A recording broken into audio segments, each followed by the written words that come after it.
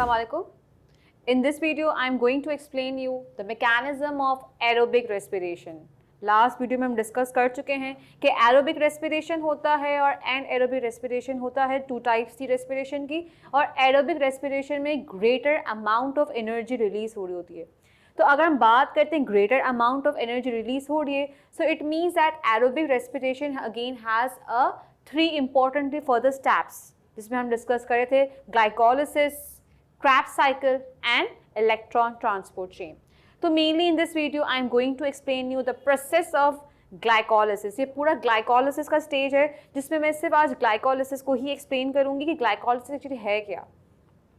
First of all, glycolysis कहाँ हो रहा है? सेल के साइटोप्लाज्म में होता है, ये माइटोकॉन्ड्रिया में नहीं होता है। बिकॉज ग्लाइकोलिसिस एक ऐसा स्टेज है जो एरोबिक में भी होता है और एंड एरोबिक में भी परफॉर्म हो रहा होता है। That's why it only occurs in the cytoplasm. तो उसमें माइटोकॉन्ड्रिया में ये इसकी नीड नहीं है। ग्लाइकोलिसिस का टर्म क्या कहता है? Glyco it means glucose, lysis means break down. The break down of the glucose molecule is known as glycolysis. ये पहले आप स्टेप क्लियर कर लें। ग्लाइकोलिसिस का टर्म क्या कहता है? Breaking of the glucose molecule. यानी यहाँ सिर्फ हम ग्लूकोज की बात करेंगे, यहाँ पर ऑक्सीजन रिक्वायर्ड नहीं है। तभी हम कहते हैं ये प्रोसेस दोनों में होता है, एरोबिक में भी हो रहा है और एंड एरोबिक रेस्पिरेशन में भी ये प्रोसेस हो रहा होता है। ग्लाइकोलिसिस का स्टेज दोनों में होता है।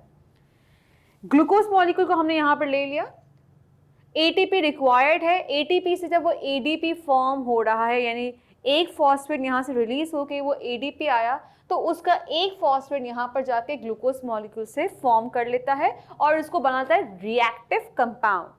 ये हम डिस्कस करेंगे कि यहाँ पे फॉस्फेट ग्रुप की रिक्वायरमेंट क्यों थी और क्यों उसने रिएक्टिव कंपाउंड फॉर्म कर लिया। फिर दोबारा से एक एटीपी मॉलिक्यूल एडीपी पे कन्वर्ट होकर अपना एक फॉस्फेट ग्रुप यहाँ पर ग्लूकोज को देता है, and now it become more reactive compound. The reason to just getting this phosphate groups from the ATPs that to just become more and more reactive. इसको ब्रेक होने के लिए पहले रिएक्टिव होना ज़रूरी है। जब ग्लूकोज रिएक्टिव नहीं होगा तो वो ब्रेक नहीं होगा। तो मोर रिएक्टिव करने के लिए वो ATP से अपने फॉस्फेट ग्रुप ले रहा है और वो अपने साथ फॉस्फेट ग्रुप्स को अटैच कर रहा है। नाउ जब वो बहुत मोस्ट रिएक्टिव हो गए हैं, then it will start breaking down. अब जो ग्लूकोज 6 कार्बन कंपाउंड्स था, अब वो 3 कार्बन कंपाउंड्स में ब्रेक हो गया, दैट इज 3 कार्बन कंपाउंड्स। यानी वो 2 मॉलिक्यूल्स में डिवाइड हो गया है। जो कार्बन कंपाउंड है जो कि 6C कंपाउंड है जिसमें 6 कार्बन होते हैं, वो 3 कार्बन्स में डिवाइड हो गया है, दैट इज 2 मॉलिक्यूल्स फॉर्म हो गए। लेकिन फॉस्फेट अब तक साथ में लगे हुए ही हैं। दोबारा 2 फॉस्फेट ग्रुप्स आते हैं ATP से और वो 2 फॉस्फेट ग्रुप्स यहाँ पर अटैच हो जाते हैं, राइट? जब ये 2 फॉस्फेट ग्रुप्स अटैच हो गए, हालांकि ये दोनों क्या है, ब्रेक हो चुके हैं, 2 ग्रुप्स में डिवाइड हो चुके हैं, और ड्यूरिंग दैट स्टेज जब ये 4 हम कहते हैं कि 4 फॉस्फेट ग्रुप लग चुके हैं, और ड्यूरिंग इसी रिएक्शन में 2 NADH रिलीज होते हैं। What is NADH? That is nicotinamide adenine die nucleotide.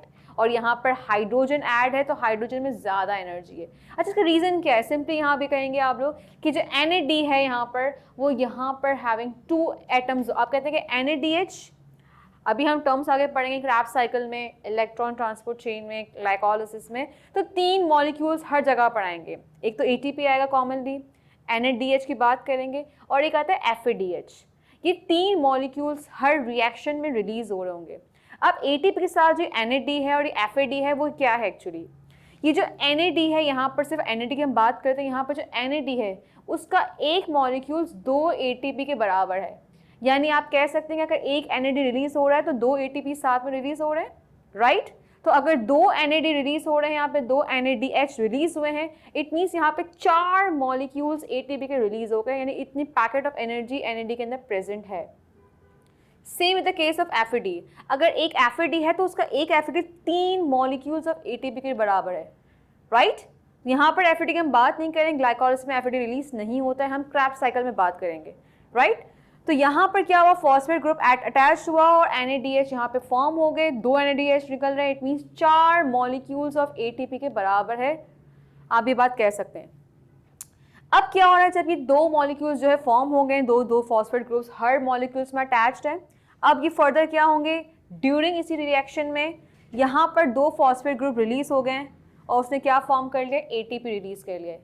2 NADH ने क्या कर लिया, 2 फॉस्फेट ग्रुप्स लेकर 2 ATP यहाँ पर रिलीज हो गए, यानी यहाँ पे 2 NADH रिलीज हुए, 2 ATPs रिलीज हो चुके हैं। आगे चलते हैं यहाँ पर। अब जब ये यहाँ पर परफॉर्मेंस हो रही है कि जब ये डिवाइड हो गए, ब्रेक हो गए, 2 फॉस्फेट ग्रुप रिलीज हो गए, फर्दर जो 2 फॉस्फेट ग्रुप्स हैं वो अगेन और क्या हो जाएंगे, रिमूव हो जाएंगे और अल्टीमेटली यहाँ पे दोबारा 2 NADP से 2 ATPs फॉर्म हो गए हैं, राइट। और यहाँ पर जो 3 कार्बन कंपाउंड्स थे 3C आप कह सकते हैं, 2 मॉलिक्यूल्स फॉर्म हो गए, that is known as 2 pyruvic acid. यानी जो 6 ग्लूकोज का मॉलिक्यूल्स था, जो 6C कंपाउंड थे, वो 6C कंपाउंड बन गए हैं 3C compound, that is known as pyruvic acid. So I hope that you have understand the concept of glycolysis, that how glucose molecule is breaking down और कितने number of reactions हो रहे हैं और तब जाके ग्लूकोज ब्रेक हुआ। ये इतनी easily break down नहीं होता है, उसको पहले रिएक्टिव बनाना पड़ता है, फिर वो मोर रिएक्टिव होता है। ATP से अपने फॉस्फेट ग्रुप्स देते जा रहे होते हैं ताकि वो अपने आप को और रिएक्टिव कर ले और अल्टीमेटली फिर वो फॉस्फेट रिलीज करता है, साथ में NADH रिलीज हुआ। जब उसने 2 और फॉस्फेट रिलीज किए तो ATPs रिलीज हो गए और दोबारा 2 रिलीज किए तो क्या रिलीज हुआ, यहाँ पे तो अगेन 2 ATPs रिलीज हुए।